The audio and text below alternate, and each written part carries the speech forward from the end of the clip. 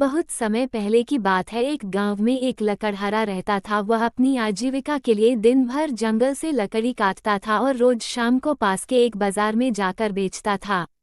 एक दिन की बात है कि वो तालाब के पास में एक पेड़ काट रहा था। उसी समय उससे गलती हुई कि उसके कुल्हाड़ी उसके हाथ से उसी तालाब में गिर जाती है। उस नदी का बहाव और गहराई दोनों ज्यादा थी।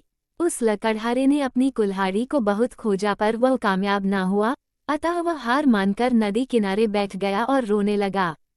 उसके रोने की आवाज सुनकर नदी की देवी उठी और उस लकड़हारे से पूछा कि क्या हुआ, क्या हुआ। तक लकड़हारे ने अपनी कहानी बताई। तब पानी की देवी को उस पर दया आ जाती है और पानी की देवी उस गरीब मेहनती लकड़हारे की मदद व सहयोग करने की पेशकश करती है। फिर क्या था, वह नदी की देवी उसकी मदद के लिए एकदम से गायब हो गई और नदी के अंदर से एक सोने की कुल्हाड़ी लेकर प्रकट होती है और उस गरीब लकड़हारे से पूछती है कि क्या ये सोने की कुल्हाड़ी उसकी है। लकड़हारा इस पर उत्तर देते हुए कहता है कि नहीं, मैं तो गरीब आदमी हूँ, इसलिए यह मेरे नहीं है।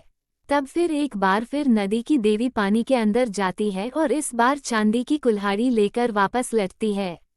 लेकिन वह आदमी इस बार भी कहता है यह मेरी नहीं है।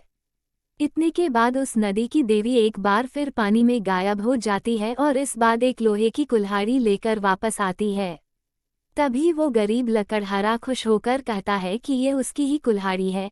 जिस पर नदी की देवी उस गरीब लकड़हारे पर खुश होकर वह सोने और चांदी दोनों कुल्हाड़ियों को उसको उपहार स्वरूप दे देती है।